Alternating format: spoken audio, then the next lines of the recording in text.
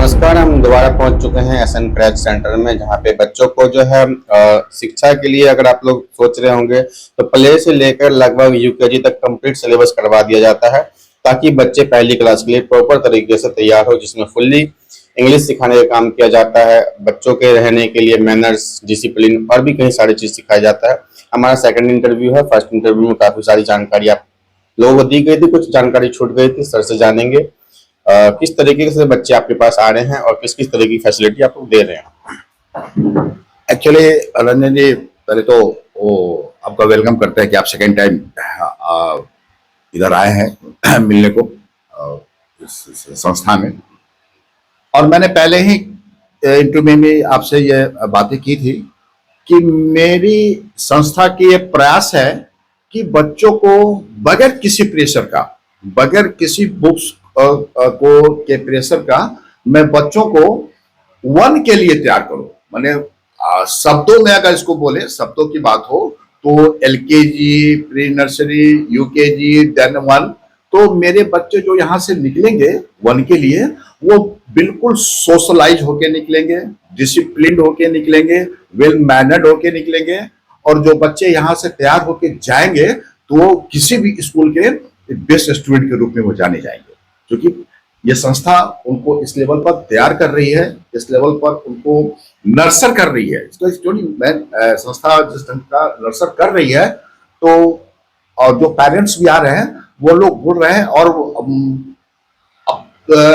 More than satisfaction, उन्होंने सोचा नहीं था अपने किड्स के विषय में कि एक इस लेवल का चेंजेज होगा उनके किड्स में। तो उन्होंने प्राय कुछ ना कुछ कमेंट्स करके जाते हैं, जैसे लाइक कमेंट में कि मेरी बच्ची बिल्कुल मोबाइल देखना छोड़ दी, मेरी बच्ची का खाना बढ़ गया, मेरी बच्ची हाइजेनिक रहने लगी है, मेरी बच्ची सीख के आ रही है, मेरी बच्ची मैनर्ड हो रही है, मेरे बच्चे अब तरीके से अपनी बातों को रखना जान रही है। तो मैं बच्चों को एक्सट्रोवर्ट बना रहा हूँ। मैंने बच्चों से ये प्रयास कर रहा हूँ कि मेरे बच्चे अपनी बातों को बेहिचक रख सके अपने पेरेंट्स के सामने, अपने मासी जो हम लोग जो हायर करते हैं, आया तो आया नहीं, उसको मासी बोलते हैं एक्चुअली, तो उनके पास रख सके, मेरे पास बच्चे अपनी बातों को बेहिचक रख सके। तो मैं बच्चों को एक्सट्रोवर्ट बना रहा हूँ कि बच्चे अपनी बातों को सही तरीके से बेझिझक कहीं रख सके, ये बता सके। तो आप तो एक तो सबसे बड़ा काम ये कर रहे हैं कि बच्चों का बर्डन बिल्कुल ही कम हो रहा है। जैसे कि देख रहे हैं जिला में जितने भी स्कूल हैं, लगभग यूकेजी में, नर्सरी में उनका बुक्स से और कॉपियों से बैग भरा ही रहता है। वो पढ़ेंगे क्या, बैग उठाते उठाते परेशान रहते हैं। तो किस तरीके से बर्डन कम करने का भी काम कर रहे हैं। और काफी सारे यहाँ के जो पब्लिकेशन वगैरह, स्कूल वगैरह है, सबसे यूनिक काम आपका उनसे अलग है, तो काफी लोग तो जलते भी होंगे। देखिए, एक्चुअली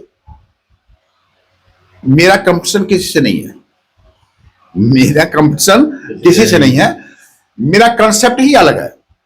ये मेरा कंसेप्ट ही अलग है, तो इसलिए मेरा कंपटीशन नहीं, मैं सबसे अलग हूं, मैं सबसे अलग हूं, इसलिए मेरा कोई कंपटीशन नहीं है। अब बाहर की दुनिया में कौन क्या है, क्या बोलता है, कैसे, तो मेरा इस पर मेरा फोकस नहीं है। मेरा फोकस अपने संस्था और के अंदर अपने बच्चों के को लेकर के। तो ये वाला आइडिया कहाँ से आया कि मतलब बच्चों के जो बुक्स है उनको खरीदने की जरूरत नहीं है, बटन भी आपने बिल्कुल कम कर, ये आइडिया कहाँ से आया? मैंने इस संस्था को खोलने के पहले मैंने पहले सर्वे किया डिफरेंट स्कूल के बाहर, स्कूल में भी मैं गया और स्कूल के बाहर भी मैंने ये देखा कि मैक्सिमम जो बच्चे 2.5 से 3 साल और 3.5 साल के एज ग्रुप में पहुंच रहे हैं, और जाने अनजाने में मोबाइल उनके हाथ में जो माताएं दे रही हैं किसी वजह से, तो जब पेरेंट्स को ये महसूस हुई कि नहीं, अब बच्चे का स्क्रीन टाइमिंग बहुत ज्यादा हो रहा है, तो उनको किसी स्कूल में लेके जाना है। उस कंडीशन में क्या होता है कि पेरेंट्स अपने बच्चों को क्या लेके प्ले ग्रुप में जाते हैं। तो प्ले ग्रुप में जैसे इन किए बच्चे, तो इन करने के साथ ही तकरीबन मैंने यह महसूस किया है कि अगर एक 4 साल के बच्चे का अगर वजन 7 किलो के आसपास है, 8 किलो के आसपास है, तो उसका बैग जस्ट डबल 15 किलो का बैग हो जा रहा है। तो बच्चे तो कैरी कर नहीं पा रहे हैं, वो बैग कैरी करने की जिम्मेवारी पेरेंट्स की हो जा रही है। अब 2.5 से 3 घंटे में बच्चे को वो छोड़ दे रहे हैं कि वापस चले जाइए। तो 2.5 से 3 घंटे में किसी बच्चे को कितनी बातें सिखाई जा सकती है, ये मैं खुद 6 घंटे रख के महसूस कर रहा हूं। मैं 6 घंटे रख के महसूस कर रहा हूं कि बच्चे कितनी देर की बातों को ले पा रहे हैं। तो बहुत सारी बातें सीखने की है। तो मैंने सोचा कि अगर मैं बच्चों के पीठ के वजन को कम करूं, नहीं करूं, उसको हटा दूं। हाँ, तो बच्चे फ्री होकर खुले दिमाग से खेल कर और देखकर, बच्चे देखकर सीखते हैं, सुन के कम सीखते हैं। बच्चे देखकर ज्यादा सीखते हैं। तो मैं उनको दिखाकर सिखाने की कोशिश करता हूं, लाइव। अब आपने देखा होगा कि मेरे सारे स्टाफ के मोबाइल मेरे काउंटर पे जमा हो जाते हैं। आपने देखा, काउंटर पे जमा हो जाते हैं, अंदर एक भी मोबाइल का एंट्री नहीं होता है। अंदर क्या होता है ना कि अंदर मेरे पास एक बड़ा स्क्रीन टीवी है। अगर मैं उनको लेसन भी दे रहा हूं, पढ़ा भी रहा हूं, तो टी फॉर टाइगर, तो मैं डिस्प्ले करता हूं टाइगर, सो दैट कि बच्चे टाइगर को देख रहे हैं, मूव करते देख रहे हैं, जंगल में देख रहे हैं। ई फॉर एलिफेंट, तो एलिफेंट को वो मूव करते देख रहे हैं। तो बच्चे जब देख रहे हैं उस चीज को, तो ये बातें उनके जेहन में रियल में कहीं देखेंगे भी तो बोलेंगे मम्मी एलिफेंट। यस, एलिफेंट को मैंने देखा, एलिफेंट को मैंने देखा, पोटैटो मैंने देखा, ऑनियन मैंने देखा। तो ये मैं उनको लाइव दिखाता हूँ, तो लाइव देख करके फिर वो उसको जानते हैं, समझते हैं। तो बच्चे बहुत जल्दी ग्रैब कर रहे हैं और सीख रहे हैं। तो मैं बच्चों के बचपने को चाहता हूं कि वो लंबे समय तक कायम रहे। बच्चों की बचपन उनका जितना लंबे समय तक कायम रहे, अगर ये रहता है, तो बच्चे मेरे उतने ही ज्यादा मेधावी होंगे। अगर मैं आपको बोल रहा हूं कि बच्चे को, मेरे संस्था का जो प्रयास है, मेरे संस्था का प्रयास है कि बच्चे के अंदर खुद से सीखने की एक ललक पैदा हो, एक क्यूरियोसिटी हो, एक क्यूरियोसिटी पैदा हो।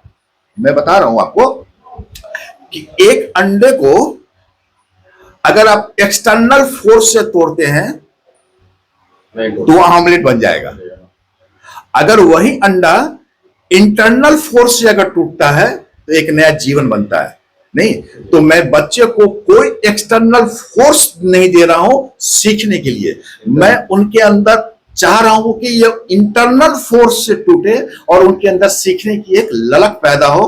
तो अगर बच्चे में अगर एक बार अगर ये चीज मैं पैदा करने में सक्षम हो गया, फिर उस बच्चे का हाथ पकड़ने वाला फिर दुनिया में कोई नहीं होगा। फिर वो बच्चा स्मार्ट होगा, फिर वो खुद से रास्ता बना के आगे बढ़ेगा। आज टीचर्स डे इस मौके पर क्या बोलना चाहते हैं?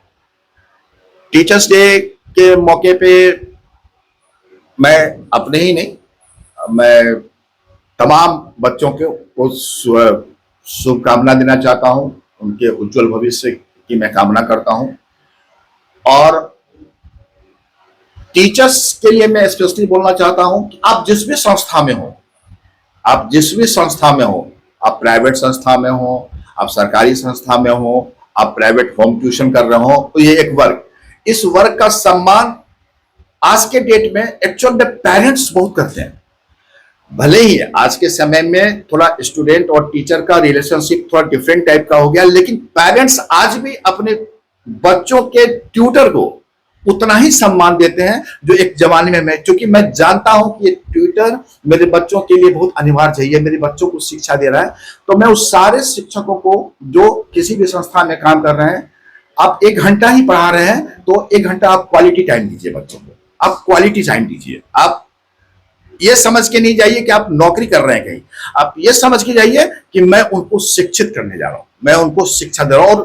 और उस शिक्षा में सिर्फ सब्जेक्ट की ही नहीं, आप उनको दुनियादारी, उनको मोरल एस्पेक्ट्स हो गया, फिजिकल एस्पेक्ट्स हो गया, हाँ, तो एक कंप्लीट मैन बनाने का, पहले एक अच्छे इंसान बनाने की शिक्षा भी एक जरूरी पार्ट है। अपने बच्चे को जब इंसान बनाने की भी कोशिश करे ताकि बाहरी दुनिया में किसी से मिले तो प्रॉपर मैनर्स और डिसिप्लिन के साथ मिले। बाकी एसएन क्रैच में यहाँ पे इस तरीके से सिलेबस करवाया जाता है ताकि बच्चे प्ले से लेकर यूकेजी तक प्रॉपर सिलेबस कंप्लीट करवा दिया जाता है ताकि बच्चे पहली क्लास में जाए इंडिया के किसी भी स्कूल में तो वहाँ का लेवल मैच कर सके। जिला सहरसा से रंजन जायसवाल रिपोर्ट।